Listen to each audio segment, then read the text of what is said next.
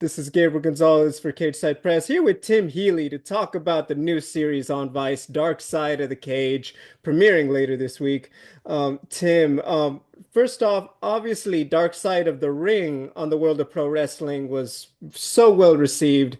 How was just the pressure of like, hey, you got to meet this expectation now with the series about the world of mixed martial arts?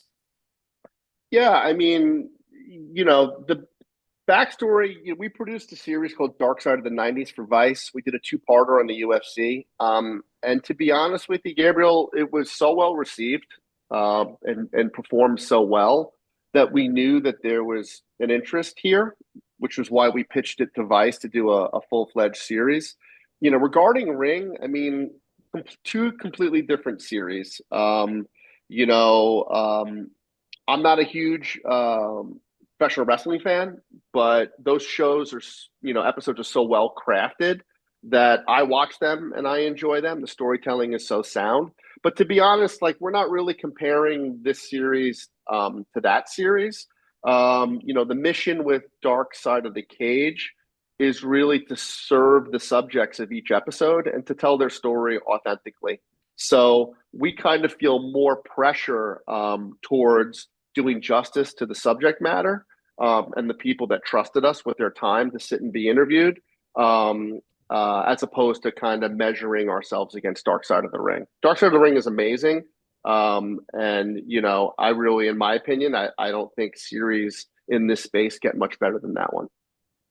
I wanted to ask, how are you, I guess, what is your connection to mixed martial arts prior to this? Just, you obviously talked about doing the UFC episode on Dark Side of the 90s. Just, can you talk a Yeah. little bit about how you kind of first got reached out and then being, essentially beginning to craft a series so obviously centered on mixed martial arts?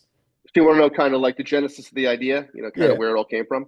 Yeah, so when we were brainstorming, concepts for the 90s, for Dark Side of the 90s, I've always been a fan of mixed martial arts. I'm a fan of the UFC. And I was talking to my business partner and I said, the promotion's gotten so popular over the last, 10 years. There's so many new fans of the sport, they don't realize what the early days were like. Like I remember when John McCain called it human cockfighting, and was meeting with all the governors in all 50 states to basically get them to not sanction fights in their states and fighting on Native American reservations. Like you look at that compared to now. So the idea was to tell the story about how it started and the hardships that it faced from a business and kind of how it's grown into this highly successful mainstream sport. So that was really the genesis of that. Truth be told, like it was a little bit of a hard sell.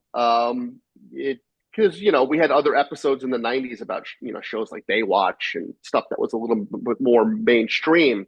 And I think that some people felt that it was a little niche. But when we produced it, it actually wound up to be so strong from a story perspective that we expanded it from 1 hour to 2 hour. And when it aired, it did really, really well. So we immediately said, let's do a series. There's so many stories, there's so many subjects that we could very easily do 10 episodes around just mixed martial arts. A little background. I'm a huge fan of MMA. I got into boxing in the '80s with my dad. I remember those early tough men competitions that were kind of like early MMA. Different fighting styles. As a producer, you're constantly looking to tell stories that you're passionate about, and be able to tell stories about things that you're personally interested in, because then it's not work. So for me, being able to work on a series about MMA was a dream come true because, it was just a pleasure from start to finish. Being obviously heavily involved in mixed martial arts over here at Cage Side Press, feels like, you could pick probably 30, 50 stories if you really wanted to, on things that, have a dark side, for want of a better way to put it. How do you decide, like, hey, these are the 10 we're going to go with out of all of the options that are out there? Yeah, that's a great point, Gabriel. And yeah, there's at least 30 or 40 episodes that you could do, but they're going to have varying. So our thing with a season one show is you want to be able to be have as much broad appeal as possible.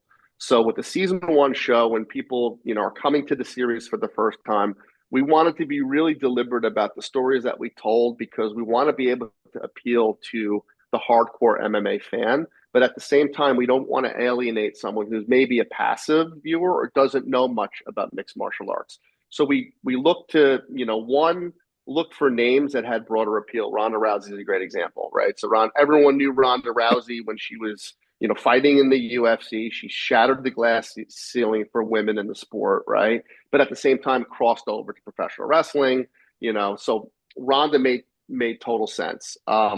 At the same time, we look to choose subjects that the stories were charismatic and have an element of darkness, but also like someone like Diego Sanchez. Like if if you've never seen an interview with Diego Sanchez, but you watch the first 10 seconds of Dark Side of the Cage, you're going to be drawn into Diego. I mean, he's just got that personality. You can't take your eyes off him.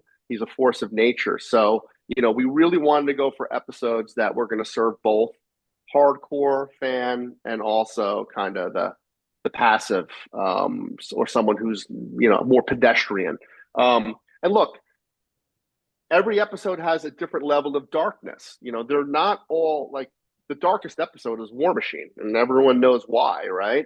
But there are episodes they have varying levels of darkness. Kimbo Slice, like the darkest thing in that episode is that the guy had a heart, he had a heart ailment, and he passes away, right?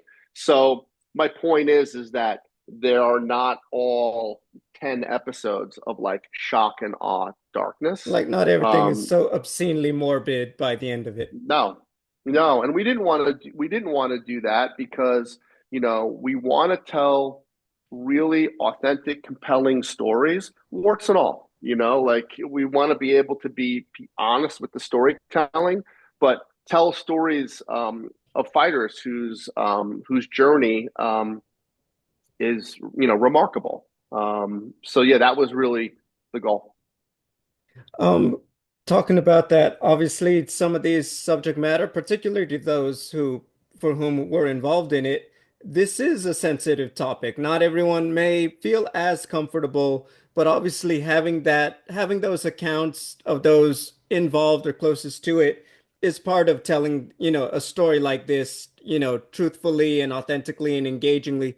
Um, I guess how did you guys broach that? How does one begin the process of like, hey, we're doing this series, and yes, we're gonna do it justice, but it requires me asking you about maybe something that was a very dark time in your life. How does one just go about that part of a series like this?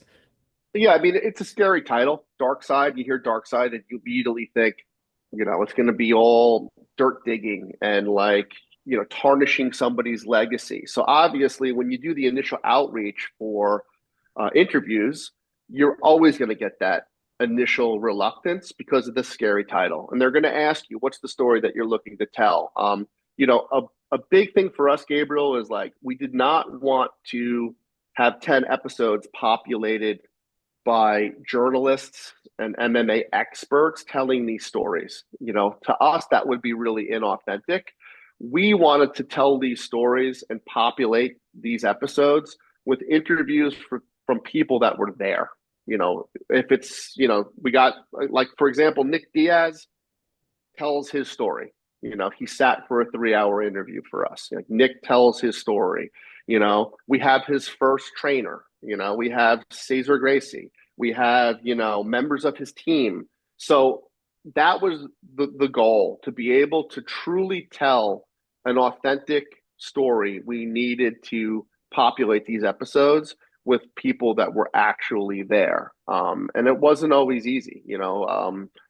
Kimbo Slice's son, was extremely guarded about sitting for an interview. He wanted to make sure that we were not going to tarnish his father's, legacy. But really, the team, Robin Black was one of our creative consultants, and he handled the majority of these bookings. He's a guy who's established in the community. He's extremely well liked, and people trust Robin. So we were able to really deliver a robust list of names for season one. Two more as we head into third over here. Were there some stories that you guys really wanted to do that for one reason or another just weren't able to fit into season one or just weren't able to materialize it and had to leave it on the cutting room floor in season one? No, we were pretty fortunate. I mean, I will say when we greenlit the Nick Diaz episode, I told the team there's no way he's going to sit for an interview. Like Nick doesn't sit, and you're wasting your time. It's never going to happen. And truth be told, Gabriel, it took 6 months from the initial outreach to when they actually got Nick in the chair. Um, we knew that even if we didn't get Nick to sit, it was still going to be a great episode. But we knew that if we could get Nick to tell his story, it would really put it over the top. I was fully prepared for that to happen without Nick's involvement. But again, kudos to Robin Black, who just did not give up. I think we had 3 interviews set up that Nick didn't show up at, but Robin and the team refused to give up, and he eventually sat for 3 hours. Um, but no, there's nothing that we need that we decided to abort or leave on the cutting room floor. Everything that we set out to do with season one, we did. And then a final question, of course, one more comparison to Dark Side of the Ring. That show went on to have several seasons. Obviously, the best hope is that, fans and viewers obviously really enjoy Dark Side of the Cage. Are there things already, maybe in the ether a bit if there's a season two and more stories to tell? Yeah, I mean, I know speaking to some of the other producers this morning, everyone's really excited about the prospect of doing more. Everyone would really love to do a season two. Obviously, series live and die by the amount of people that watch them. So there's really no way of telling yet. The show needs to premiere on Wednesday night at 10, and I'm sure the network will track the ratings, and then based how it does and how it's received online, both with eyeballs but also with opinion. I think will obviously influence a decision to do more. But yeah, we have a laundry list of names, and we'd love the opportunity to keep the series going. I gotta cheat one more. Is there anything you'd like to tell, your MMA fans who watch this, who love this, who want an even deeper, just telling of these stories? Anything you would tell to them if they're thinking about, hey, do I want to check this out on Wednesday night? Yeah, I mean, I really think so. I mean, the Diego Sanchez episode, I mean, everyone knows about Joshua Fabia and everyone kind of knows about how things got weird. And, you're going to hear it directly from Diego. Diego sat for numerous days. I think he did 3 days of interviewing with us. And the episode goes extremely deep into kind of how he cut ties with Jackson Wink and fell in with Joshua. And I think getting his first person perspective and his level of honesty, also from his mom.